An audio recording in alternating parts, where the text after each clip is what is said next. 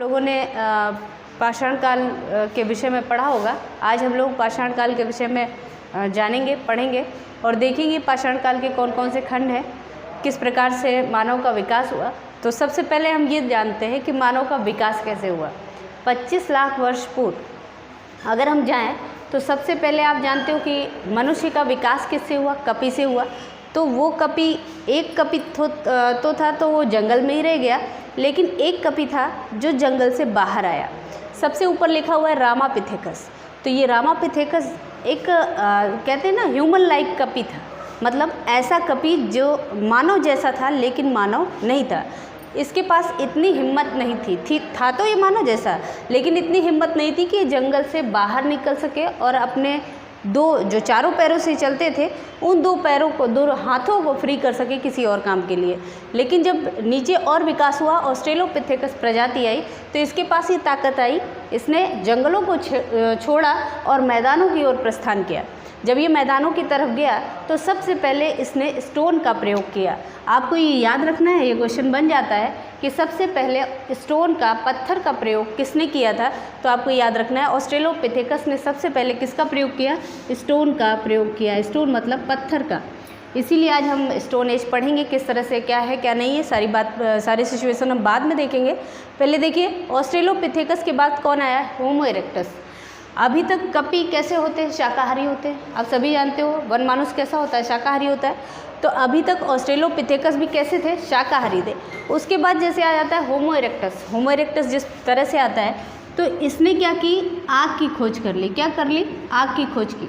और आग की खोज जब हुई तो ये कपि कैसे हो गए? ये सारे मानव जैसे, ये कपि थे लेकिन मानव की तरह थे, मतलब कुछ कुछ मानव जैसे लगते थे। होमो इरेक्टस ने क्या कर ली? आग की खोज कर ली। अब आग की खोज होते ही ये मांसाहारी हो गए। तो सबसे पहला होमो इरेक्टस जो मांसाहारी था वो कौन था? होमो इरेक्टस था। ये आपको याद रखना है। पहला मानव जो मांसाहारी था वो कौन था? होमो इरेक्टस। पहला मानव जिसने आग की खोज की वो कौन था? होमो इरेक्टस। ये आपको याद रखना है। इसके बाद निएंडरथल प्रजाति आ जाती है। एक बात आपको याद रखना है कि अलग अलग ये नाम अलग अलग लिखे हुए, प्रजातियाँ अलग अलग हैं।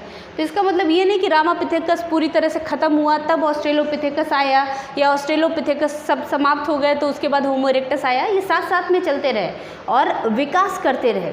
जैसे जैसे और डेवलप हुआ, जैसे जैसे इनका शारीरिक विकास हुआ, उस तरह से इनका दिमाग का विकास भी होता चला गया।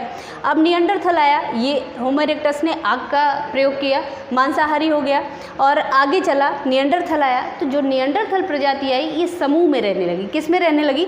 समूह में। जब समूह में रहेगी तो इसमें सामाजिकता आएगी। सिंपल सी बात है, सामाजिकता आएगी। तो सबसे ज़्यादा सामाजिक कौन था? निएंडरथल था। समूह में रहता कौन था? निएंडरथल प्राणी रहता था। निएंडरथल के बाद कहीं कहीं एनसीईआरटी में आपको सीधे मिलेगा होमो सेपियंस, जो कि आपकी आधुनिक मानव प्रजाति है, होमो सेपियंस मिलेगा। लेकिन होमो सेपियंस से पहले भी एक प्रजाति आती है जिसको कहते हैं क्रो-मैग्नन। तो ये आपको याद रखना है। निएंडरथल समूह में रहने वाला था, उसके बाद क्रो-मैग्नन प्रजाति आई, उसके बाद होमो सेपियंस आई।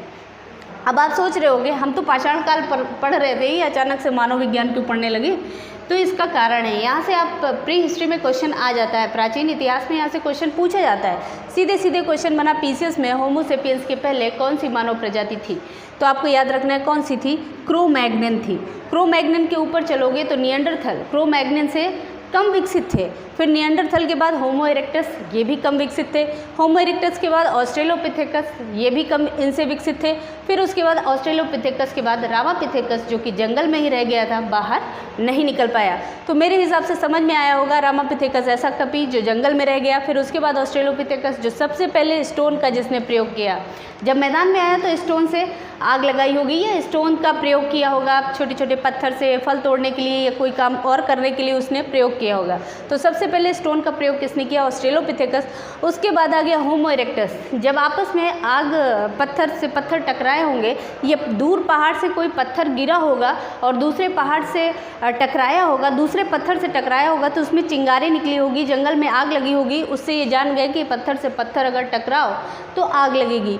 तो यहाँ पर ये आग की खोज किसने की? होमो इरेक्टस ने। और ये कब की बात है? ये सारी की सारी पुरापाषाण काल की बात है। पुरापाषाण काल में ऐसा नहीं है कि ऑस्ट्रेलोपिथेकस ही थे, पूरा पाषाण काल का जो कालखंड है वो बहुत लंबा चौड़ा है। यहाँ पर तो आपको सिर्फ 5 लाख से 10,000 BC देखने को मिलेगा, लेकिन ये 25 लाख वर्ष पूर्व की बात भी है। 25 लाख पूर्व से जब से मानव का विकास शुरू हो रहा है तब से हम पूरा पाषाण काल के कालखंड को लेकर चलते हैं। ये थोड़ी चीज़ें आपको याद रखनी है। उसके बाद निएंडरथल, क्रो-मैग्नन और वर्तमान में जो प्रजाति है होमो सेपियंस। आप सोचोगे होमो सेपियंस और क्रो-मैग्नन में क्या अंतर है, तो सिंपल सा अंतर है, होमो सेपियंस रीजनिंग लगाता है। रीजनिंग का मतलब अपनी सोच रखता है। यहाँ पर लोग जानवरों जैसा बर्ताव करते हैं, लेकिन ये और भी दुनिया भर के बारे में ये सोचने लगता है। तो यहाँ पर दिमाग का जो है वो कुछ ज़्यादा ही विकास हुआ है, जिसको कहते हैं पिट्यूटरी ग्लैंड, क्योंकि पिट्यूटरी ग्लैंड मास्टर ग्लैंड है। इसका विकास किस में हुआ? होमो सेपियंस प्राणी में हुआ, बाकी सब में नहीं था। तो थोड़ा सा आपको याद रखना है, बहुत डिटेल से तो नहीं पढ़ना, क्योंकि हमारा चैप्टर ये नहीं है। जितना मैंने बताया बस उतना याद रख लीजिएगा, वहाँ से 1-2 क्वेश्चन जरूर आ जाते हैं। ऑस्ट्रेलोपिथेकस, होमो इरेक्टस और क्रो-मैग्नन, यहाँ से कई बार क्वेश्चन बना है। अब देखिए आ जाते हैं पूरा पाषाण काल। पूरा पाषाण काल का एज क्या है? 5 लाख BC से 10,000 BC। ये मैंने एक अमूमन डेट ली है, ऐसा है नहीं कि आपको हर जगह हर NCERT में यही लिखा मिले।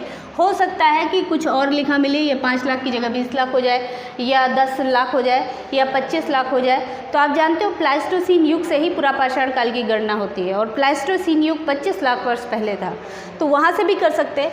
लेकिन एक मोटी मोटी डेट हमने क्या ले रखी? 5 लाख BC से 10,000 BC पूरा पाषाण काल। और ये पूरा पाषाण काल की अगर देखा जाए तो खोज किसने की? रॉबर्ट ब्रूस फ्रूट ने 1863 या फिर 1867। यहाँ पर 2 डेट आपको मिलती हैं, या तो 1863 मिल जाती है या फिर 1863 मिल जाती है। सबसे पहले तमिलनाडु में, भारत में अगर देखें कि सबसे पहले पूरा पाषाण काल की खोज किसने की, तो रॉबर्ट ब्रूस फ्रूट ने की थी। किसने की थी? रॉबर्ट ब्रूस फ्रूट ने की थी। और इन्होंने कहा कि तमिलनाडु में एक स्थान है पल्लवरम। कौन सा स्थान है? पल्लवरम। इस स्थान पर इनको कुछ पूरा पाषाण कालीन हथियार मिले, स्टोन मिले। स्टोन का जो जिस प्रकार का स्टोन के उपकरण होते हैं वो मिले, तो इनको मिले सबसे पहले, और इन्होंने सिद्ध किया कि ये कौन से काल के हैं, ये पूरा पाषाण कालीन स्रोत है। तो सबसे पहले अगर देखा जाए तो खोज किसने की? पूरा पाषाण काल की रॉबर्ट ब्रूस फ्रूट ने। पूरा पाषाण काल को हम 3 भागों में बांट कर देखते हैं, लेकिन वो इतना डीपली जाना हमारा कोई टॉपिक नहीं है, इतना हमारा कोई उद्देश्य नहीं कि इतना डीपली जाएं। आप बस इतना याद रखिए, कुछ स्थल हैं जैसे कि भीमबेटका, बार बार क्वेश्चन में बनता है भीमबेटका। भीमबेटका किस समय काल से संबंधित है? पूरा पाषाण काल या मध्य पाषाण काल या नवपाषाण काल? तो आपको याद रखना है भीमबेटका कहाँ पर है, पहले तो ये याद रखिएगा।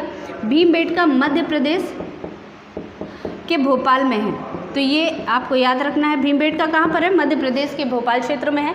और यहाँ से कौन कौन से साक्ष्य, किस किस के साक्ष्य मिले हैं? तो पूरा पाषाण काल याद रखिएगा, पूरा पाषाण काल और मध्य पाषाण काल, दोनों कालों के साक्ष्य मिले हैं। मिला क्या है? शैलाश्रय मिले हैं। शैलाश्रय मतलब शैलों का आश्रय होता था, और जो भी इनके आश्रय होते थे वहाँ आसपास ये चित्र बनाते थे, अजीब अजीब से चित्र बनाते थे, जिनका मतलब आज तक समझ में नहीं आया। किस प्रकार के चित्र बनाते थे ये आज तक समझ में नहीं आया, लेकिन क्वेश्चन बेस में आपको याद रखना है भीमबेटका किससे संबंधित है? पूरा पाषाण काल और मध्य पाषाण काल दोनों से संबंधित है, ये आपको याद रखना है। मध्य पाषाण काल और पूरा पाषाण काल दोनों से संबंधित है, लेकिन सबसे ज़्यादा पूछा जाता है तो उसमें मध्य पाषाण काल ऑप्शन में नहीं रहता, पूरा पाषाण काल से इसको ज़्यादा संबंधित या नज़दीकी माना जाता है। तो ये आपको याद रखना है, भीमबेटका किससे संबंधित है?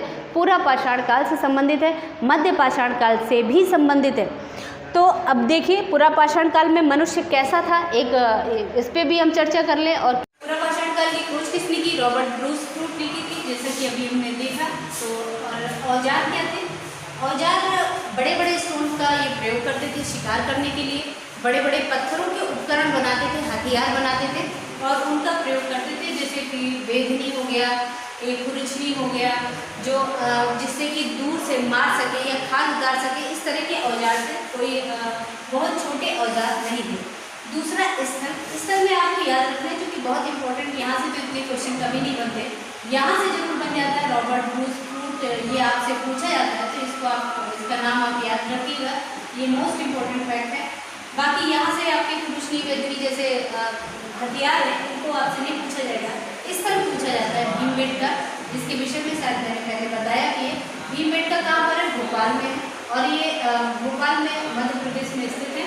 और इसमें क्या पाया गया, शैलाश्रय पाए गए, ये आपको याद रखना है। मनुष्य इस समय कैसा था, बिल्कुल कच्ची बुद्धि का था, उसके पास इतनी बुद्धि नहीं थी, अभी तक उसने बहुत सारे आविष्कार नहीं किए थे, केवल एक आविष्कार किया था, ये आपको याद रखना है, आग का आविष्कार, जो कि मोस्ट इम्पोर्टेंट है। आग इन्होंने खोज ली थी और आग के कारण ये कैसे हो गए थे, मांसाहारी हो गए। शुरुआत में जब भी कोई स्पीसीज या कोई जाति आगे चलती है विकास की ओर, तो धीरे धीरे चलती है, अचानक से तो एकदम विकसित नहीं हो जाती, और ये इनका प्रथम चरण था विकास का। और इसी पूरा पाषाण काल में ही मनुष्य ने अपने मानव जाति की अगर देखें हम तो ऑस्ट्रेलोपिथेकस से होमो सेपियंस तक की यात्रा भी पूरी की थी। तो यहाँ पर तो सबसे पहले क्या आ गया, आग का आविष्कार। आग का आविष्कार किस प्रकार से हुआ होगा, तो ये सभी आप लोग जानते हैं, पत्थर से पत्थर टकराया होगा तो आग निकली होगी, और इसके विषय में फिर इन्होंने आगे समझा होगा कि किस प्रकार से क्या होता है। तो ये कुछ चीज़ें आपको याद रखनी है। पर्यावरण बहुत इम्पोर्टेंट क्षेत्र है। पर्यावरण रॉबर्ट ब्रूस रूट ने यहाँ पर खोजा था, पर्यावरण में क्या खोजा था, उपकरण खोजे, तो ये आपको याद रखना है।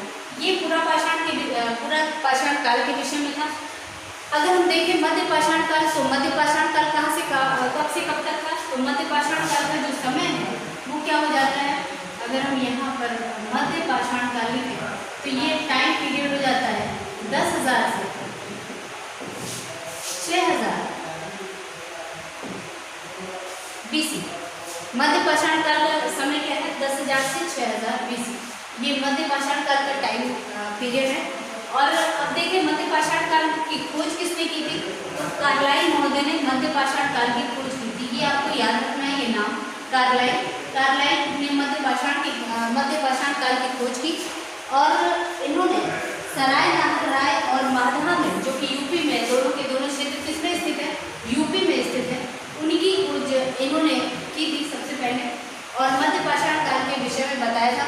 मध्य पाषाण काल की जो स्थिति थी वो आगे किस प्रकार से मनुष्य ने विकास किया, तो ये दर्शाता है। तो मध्य पाषाण काल की जो विशेषता है, तो अगर औजारों में देखें तो औजार कैसे हो गए थे, सूक्ष्म हो गए थे।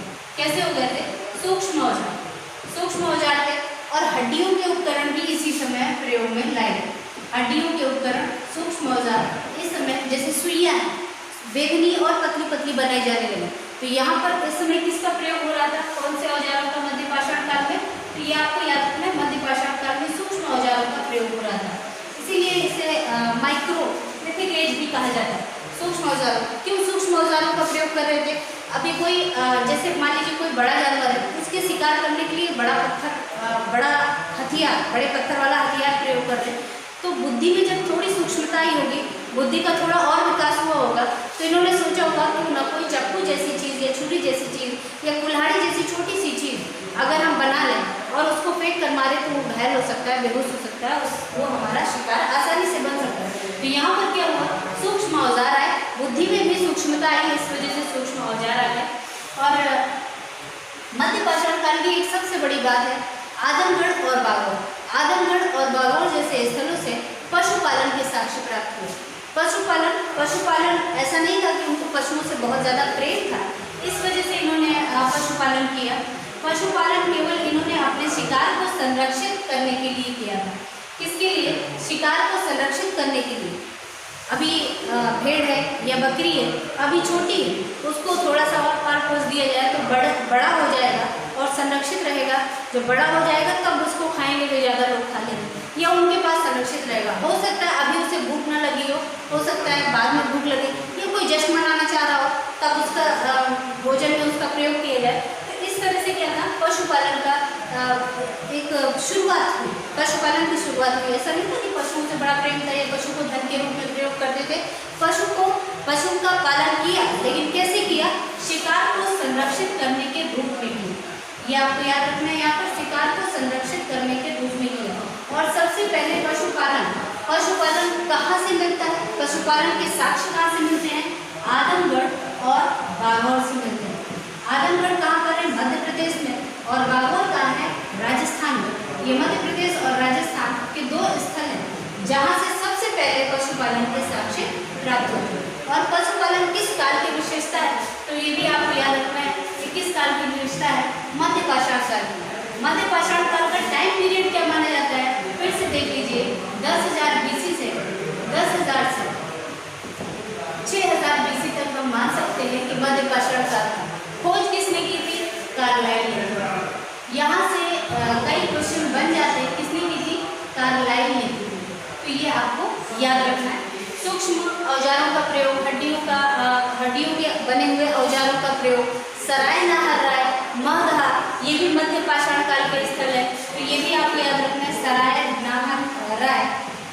सराय नाहरराय और महदहा, ये भी किसके स्थल हैं, मध्य पाषाण कालीन स्थल है। आदमगढ़ और वाघौर, यहाँ से पशुपालन के साक्ष्य मिलते हैं, जबकि सराय नाहरराय और महदहा से उपकरण मिलते हैं। तो ये मेरे ख्याल से आज आप लोगों की क्लास में यहीं तक रखूँगी। आगे फिर से जो बचा हुआ है मध्य पाषाण काल और नव पाषाण काल के विषय में कंटिन्यूटी रखते हुए उसको फिर आगे मैं